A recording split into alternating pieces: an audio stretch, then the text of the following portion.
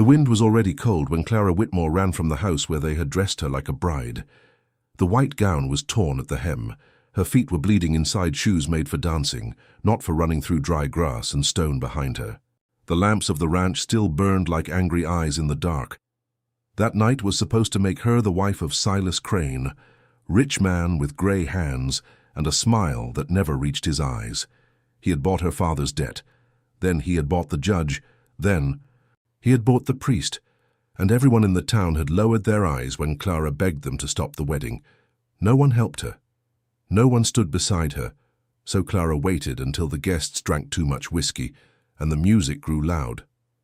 Then she climbed from an upper window with only a small knife in her hand and her mother's silver cross around her neck. She did not know where she was going.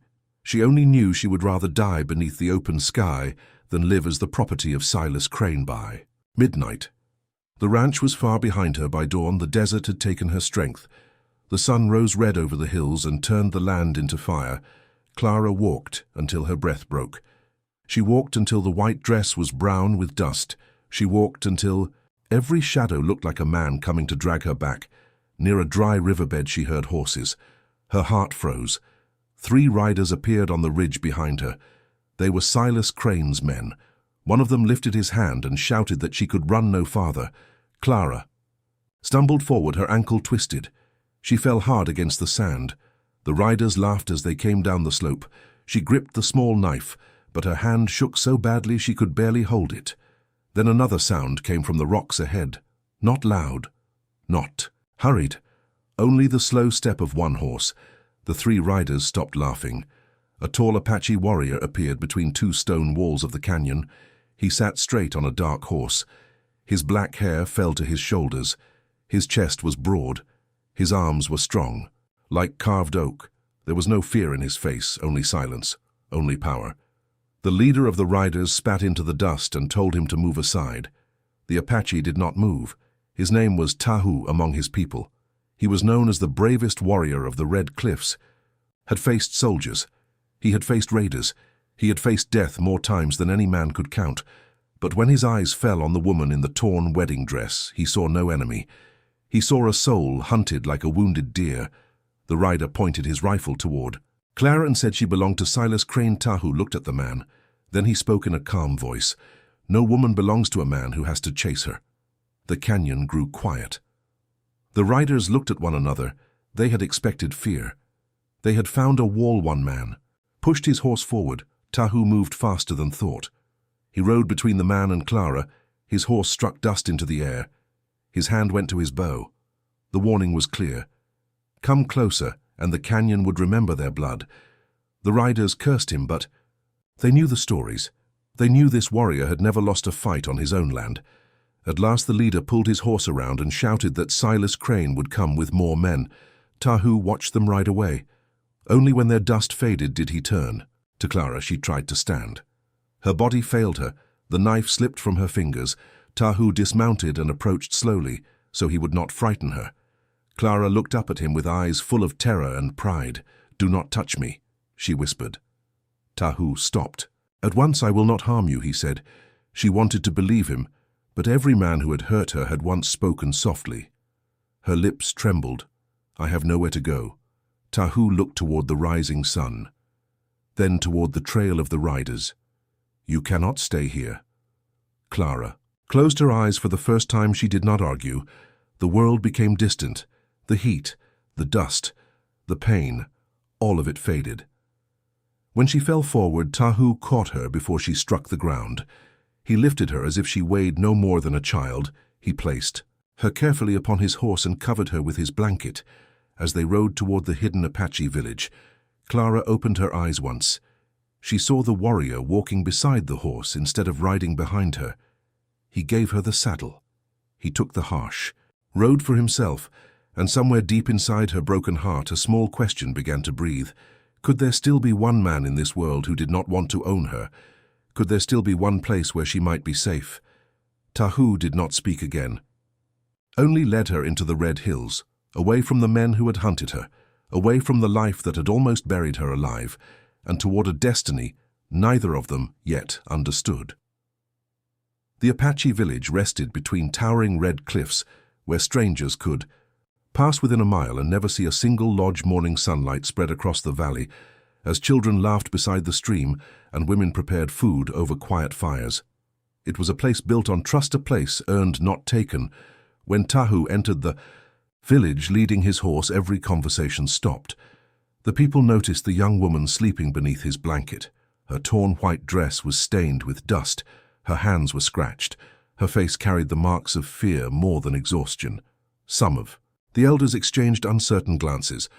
Bringing a stranger into the village could invite danger. Tahu helped Clara down carefully. When she opened her eyes, she looked around in confusion. Instead of prison walls, she saw smiling children. Instead of armed men, she saw families living together beneath the morning sky. An elderly woman stepped forward. Her name was Ayana. She was the healer of the tribe and had raised Tahu after his mother died. Without asking questions, she gently touched Clara's bruised hands. "This woman has suffered enough," she said softly. "Bring her to my lodge for the next 2 days." Clara slept more than she spoke. Her body slowly recovered, but her heart remained locked behind invisible walls. Whenever someone entered the lodge, she reached for the small knife she still kept hidden beneath her blanket. Even in her dreams, she heard the voices of the men chasing her across the desert. Ayana never forced conversation. She simply placed food beside her each morning and fresh water. Every evening, little by little, Clara realized that no one demanded anything from her. No one ordered her. No one reminded her of debts. No one spoke of marriage. On the 3rd morning, she finally stepped outside. The valley was beautiful. Children chased each other through the grass. Old men carved bows beneath the shade of cottonwood trees. Young women laughed while gathering herbs. Everything felt peaceful, almost too peaceful. She noticed Tahu repairing a saddle near the edge of the village. His powerful hands moved with calm confidence. He looked up as she approached. "You are stronger today," he said. She nodded. "Thank you for saving me." He smiled only slightly. "You saved yourself when you chose to run. I only helped you finish the journey." His words surprised her. Every man she had ever known claimed credit for everything. This warrior claimed none. Later that afternoon, several Apache scouts returned from the western hills. Their horses were covered in sweat. Their faces were serious. The leader dismounted before Tahu. "The white rancher has gathered many armed men," he said. "They are searching every canyon. They carry posters with the woman's face, a reward for anyone who returns her alive." Clara's blood turned cold. She stepped backward. "They found me," she whispered. "I should leave before they bring trouble here." Tahu looked directly into her frightened eyes. "Know your fear belongs to yesterday. You are under our protection now." The tribe gathered around the council fire before sunset. Some warriors believed helping Clara would lead to war with nearby settlers. Others argued that turning away an innocent woman would shame every Apache ancestor. The debate continued until the oldest chief slowly stood. His hair was white as winter, ash. His voice remained steady.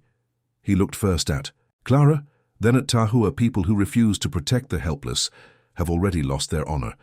His words ended the discussion. No one spoke against him again. That night, Clara sat outside the healer's lodge watching the stars. For the first time in many months, she felt safe enough to cry. Quiet tears rolled down her face, not because she was afraid, but because kindness felt unfamiliar. Across the fire, Tahu noticed her wiping away the tears. He walked over, carrying a small wooden cup filled with warm herbal tea. "You miss your family?" he asked. She lowered her head. "I miss the family. I wish I had." Silence settled between them. Then Tahu spoke about his own parents. He told her how raiders had taken them when he was only a boy, how Ayana had become his mother, how pain could either harden a heart or teach it compassion. Clara listened without speaking.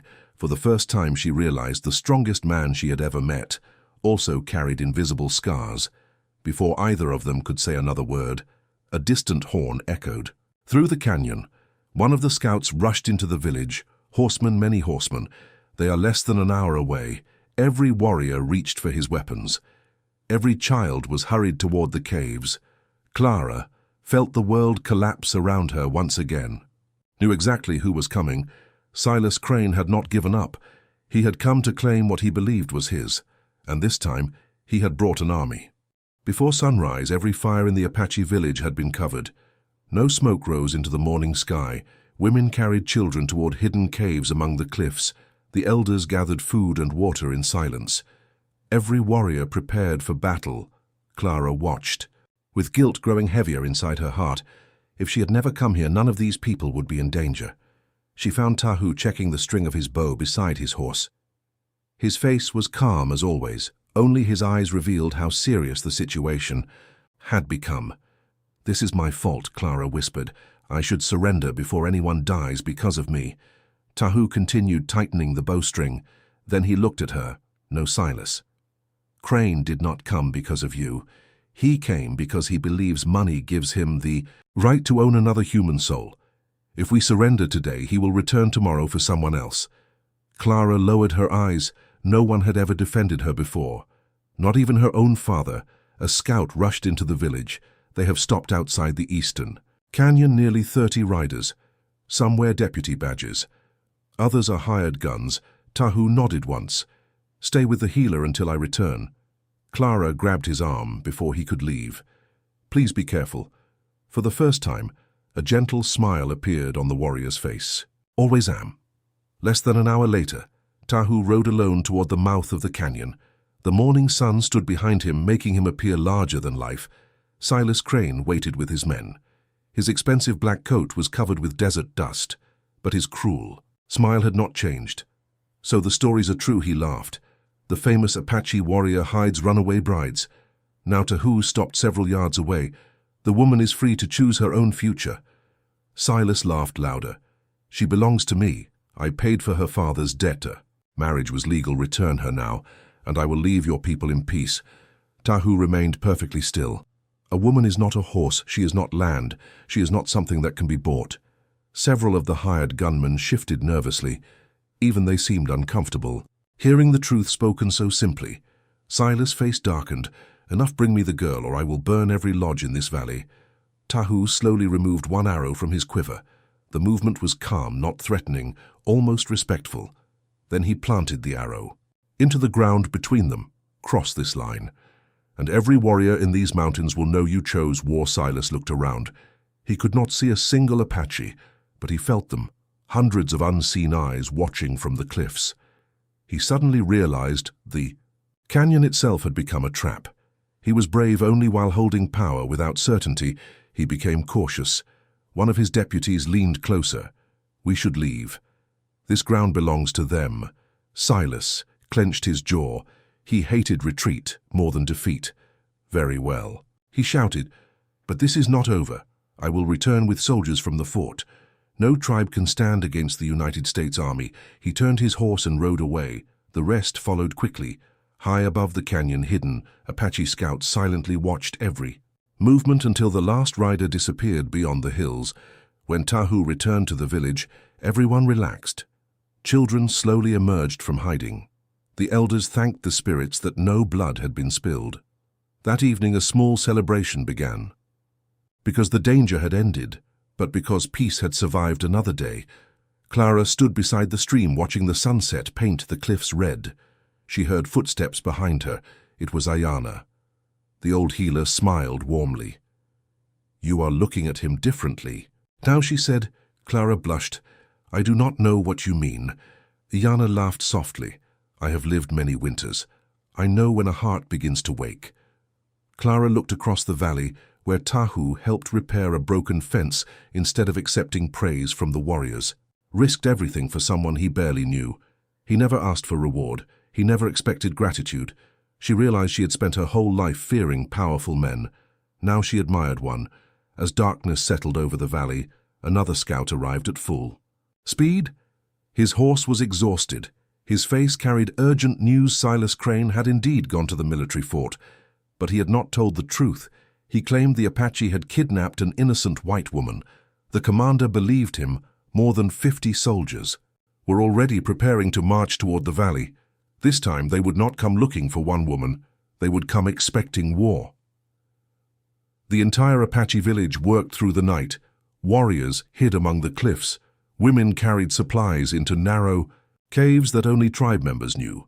Children stayed silent as if they understood that even one careless sound could bring danger.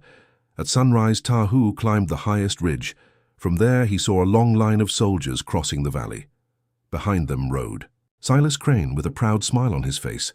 He believed victory was already his. Clara stood beside Ayana, watching from below. Every heartbeat filled her with guilt.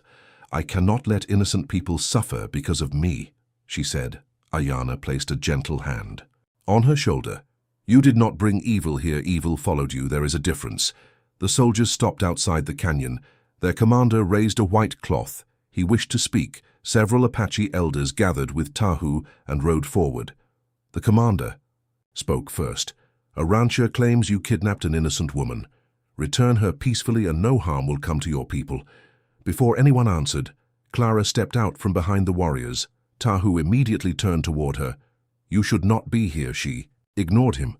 She walked until she stood where both sides could see her. "No one kidnapped me," she called loudly. "I escaped my own wedding because I was forced to marry against my will." Silas Crane shouted before anyone else could answer. "She lies. She belongs." With me, Clara faced the soldiers. "Ask anyone in my town if I smiled on my wedding day.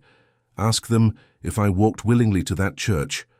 No one will dare answer because they fear his money." The commander looked uncertain. He had expected to rescue a frightened captive. Instead, he saw a woman speaking with courage. Silas grew furious. "Do not listen to her. She is confused." Tahu finally stepped beside Clara. "She speaks freely. No warrior has forced her to say a single word." The commander lowered his rifle. "I will investigate before I attack." Silas slammed his fist against his saddle. "Coward, if you refuse, then I will handle this myself." Without waiting, he pulled his revolver and fired toward Tahu. The shot echoed across the canyon. The bullet struck a rock only inches away. Apache. Arrows instantly appeared from every cliff. Dozens of bowstrings were drawn. The soldiers quickly raised their rifles towards Silas instead of the tribe. "Enough," the commander shouted. "You fired first."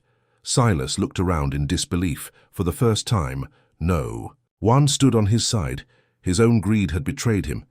The commander ordered 2 deputies to arrest him until the truth could be learned. Silas fought wildly, but was finally disarmed. As the soldiers rode away with their prisoner, the valley became silent. Once more the battle everyone feared had ended. Without a war, Clara looked at Tahu. For the first time since they met, she smiled without fear, and Tahu realized that protecting her had quietly changed his own heart forever. Several days passed in peace. The soldiers never returned.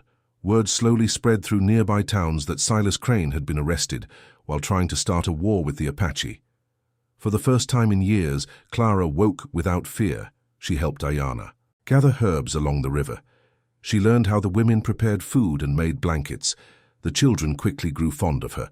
Their laughter slowly healed the silence that had lived inside her heart. One afternoon, Clara found Tahu repairing the roof of a small lodge damaged by a recent storm. "You do everything around here," she said with a smile. Tahu laughed quietly. "Every pair of hands serves the tribe. Mine are simply larger than most." She laughed for the first time since leaving her old life. The sound surprised even her. That evening the village gathered for a celebration honoring peace. There was music, dancing, and stories around the fire. One of the elders invited Clara to join the dance. She hesitated. "I do not know your traditions." The elder smiled. "Kindness speaks every language." Tahu stepped forward and offered his hand. No words, no pressure, only an invitation. Clara placed her hand in his as they walked around the fire together. She realized she no longer felt like a stranger. She felt like she belonged somewhere. Later they sat beneath the stars away from the others. The valley was quiet. Only the sound of the river filled the night. Clara looked at Tahu. "Why did you help me that day in the canyon? You did not even know my name." Tahu looked toward the sky before answering. "When I was a boy, my mother told me something I have never forgotten. She said that courage means protecting someone who cannot repay you.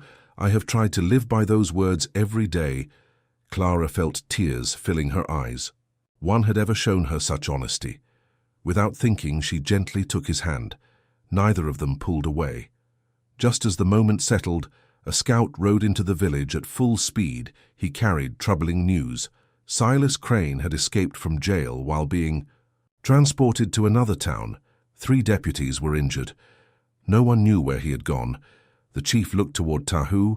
Everyone in the village understood the truth before a single word was spoken. Silas would return, not for revenge against the tribe, but for Clara, and this time he would be far more dangerous than before. The news of Silas Crane's escape spread through the village before sunrise. No one panicked. The Apache had survived far greater dangers, but everyone understood that a desperate man was often more dangerous than a powerful one. The chief ordered extra scouts to watch every trail leading into the valley. Tahu rode with them until nightfall. When he finally returned, Clara was waiting beside the river. She had not slept. "You should leave." "Because of me," she said quietly. "If he cannot find me, he will stop hunting your people." Tahu shook his head. A man who feeds his heart with hatred never stops hunting. Running will only make you lonely again. His words stayed with Clara long after they walked back to the village. The next morning, Ayana asked Clara to travel with several women to gather healing plants in the nearby hills. The path was considered safe. 2 young warriors accompanied them. The forest was peaceful. Birds sang among the trees. For a few precious hours, Clara almost forgot that someone still wanted to destroy her life. Then one of the warriors suddenly raised his hand. Fresh horse tracks, not Apache. Everyone became silent. The tracks were leading toward the valley before they could turn back. A gunshot shattered the quiet. 1 horse collapsed. Masked riders burst from behind the rocks. There were only 6 of them, but they knew exactly where to strike. "Take the woman," one of them shouted. The Apache warriors fought bravely. One rider was knocked from his horse. Another fled into the trees, but in the confusion a masked man grabbed Clara and pulled her onto his saddle. She fought with everything she had. She struck him with her elbow. She scratched his face. She even reached for the small knife Tahu had given her. The rider cursed and threw her to the ground before galloping away with the others. The attack had lasted less than a minute when Tahu heard the signal horn echo through the mountains. He raced toward the forest. Without stopping, he found Clara sitting beside the wounded warrior. Her hands were covered with blood as she tried to stop the bleeding. The blood was not hers. Tahu knelt beside them. "Are you hurt?" Clara slowly shook her head. "No, because you taught me not to surrender." Tahu looked at the broken knife lying beside her. She had defended herself without fear. He realized she was no longer the frightened bride he had rescued in the desert. She had become strong. That evening, the captured attacker finally spoke. Silas Crane was hiding in an abandoned mining camp 2 days away. He was gathering more outlaws. His plan was simple: burn the Apache village, take Clara by force, kill anyone who stood in his way.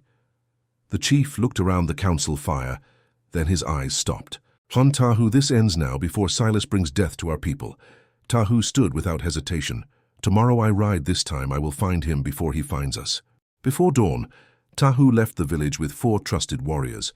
They followed the tracks toward the abandoned mining camp hidden beyond the Black Hills. The journey lasted 2 days. Along the way, they found burned campfires, broken wagons, and frightened settlers who had been robbed by Silas and his gang. Every clue confirmed the same truth: Silas had become an outlaw with nothing left to lose.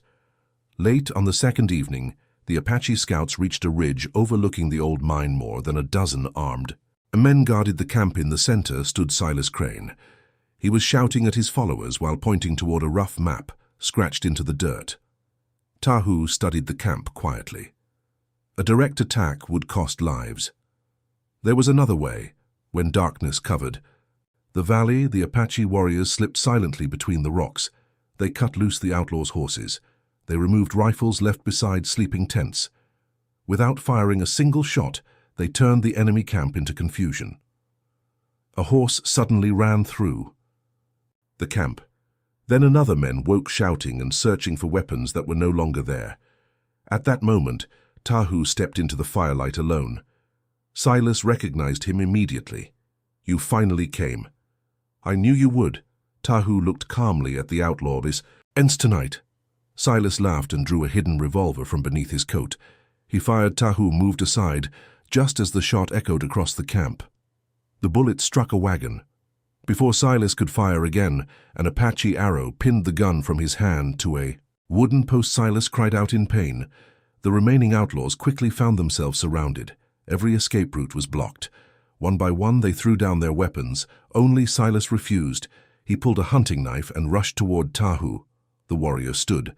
His ground at the last moment, Tahu knocked the knife aside and threw Silas hard onto the rocky ground. The outlaw struggled but could not break free. "You could kill me," Silas growled. Tahu looked down at him. "Perhaps, but honor is stronger than revenge," he tied Silas' hands instead by sunrise.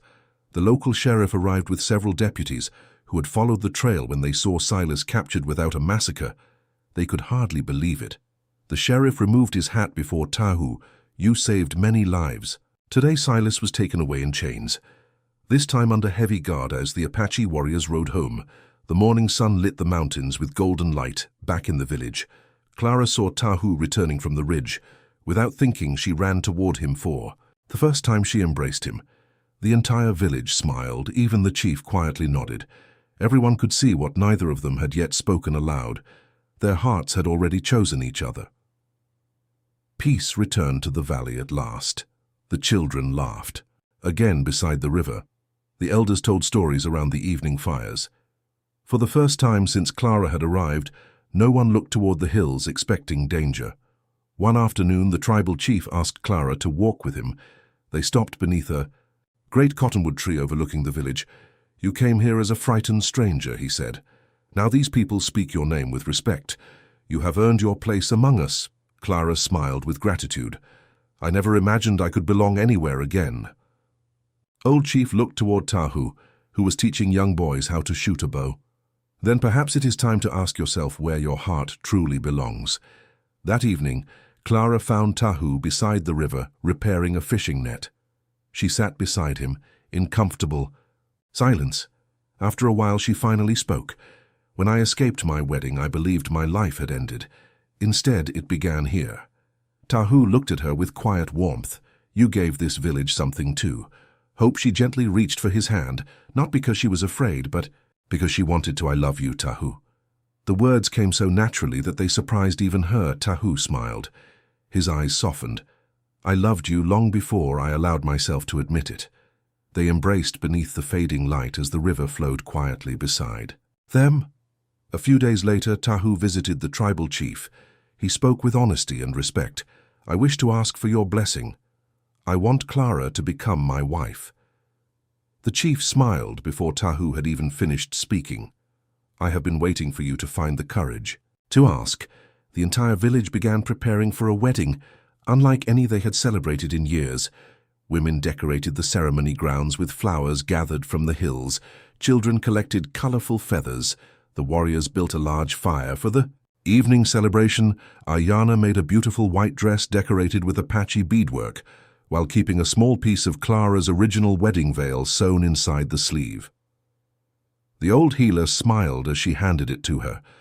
"This dress is not a symbol of fear, it is a symbol of freedom." On the morning of the ceremony, Clara stood quietly outside her lodge. She looked toward the mountains where she had once run for her life. Now she would walk toward a future she had chosen herself. As the music began, Tahu waited beneath the great cottonwood tree, strong, calm, proud. When Clara walked toward him, every face in the village smiled. For the first time in her life, she was not being given away. She was walking freely toward the man she truly loved. Just before the chief began the ceremony, a lone rider appeared at the edge of the valley, carrying official papers from the town. He asked for Clara by name. His message would change not only her future, but also the future of everyone gathered for the wedding. The rider removed his hat as he approached the village. His name was Marshal Ethan Brooks. He carried official documents bearing the governor's seal. "I came to find Miss Clara Whitmore," he said. Clara stepped forward beside Tahu. The marshal looked at her. "With surprise, many believed you were dead. Your father confessed everything before the court. He admitted that he accepted money from Silas Crane and forced you into that marriage. He also admitted that Silas escaped because corrupt deputies accepted his bribes." The marshal handed Clara a folded document. "The marriage has been declared illegal by law. It never existed. You are completely free." Clara closed her eyes with relief. The last chain tying her to her old life had finally been broken. The marshal continued, "There is one more matter. Your father died 3 weeks ago from illness before his death. He asked the judge to give you this letter. He said he wished to ask your forgiveness." Clara quietly accepted the envelope, but did not open it immediately. That evening she sat alone beside the river. She finally unfolded the letter. Her father admitted that fear and greed had blinded him. He wrote that losing his daughter had shown him the terrible price of his choices. His final words were simple. "I hope one day you find the happiness I stole from you." Clara wiped away silent tears, not because the pain had disappeared, but because she no longer wished to carry it. She placed the letter into the fire. The flames lifted the ashes into the night sky. Tahu joined her without speaking. She leaned gently against his shoulder. "I forgive him," she whispered, "not because he deserved it, because I deserve peace." Tahu smiled with quiet pride. The next morning, the marshal prepared to leave. Before riding away, he spoke to the tribal chief. "The governor has heard everything that happened. He wishes to establish peace with your people. No one in this territory will be allowed to threaten this village again." The chief thanked him with dignity. As the riders disappeared into the distance, the entire valley seemed lighter. The fear that had followed Clara from her old life was finally gone. That evening, the chief announced that the wedding would take place at sunrise. The village erupted with joy. Music echoed through the hills. Children danced around the great fire. Clara looked at Tahu and smiled. Tomorrow she would not be running from her past. She would be walking proudly toward the future they had chosen together. The sun rose slowly over the red cliffs. Golden light filled the valley. As every member of the Apache village gathered beneath the ancient cottonwood tree flowers covered, the path children smiled with excitement. The elders stood proudly beside the chief. Clara wore the white dress Ayana had made with her own hands. The tiny piece of her old wedding veil remained hidden inside the sleeve, no longer a symbol of pain, and it reminded her how far she had come. Across the clearing, Tahu waited for her, strong, calm, honorable. The same warrior who had once found a frightened woman, alone in the desert. Now he waited for the woman he loved. The chief raised his hands. "Today no family gives away a daughter. Today 2 free hearts choose one another. That is the strongest promise 2 people can make." Tahu looked into Clara's eyes. "When I found you, I believed I was saving your life. I did not know you would become my own." Clara smiled through tears. "You never tried to own me.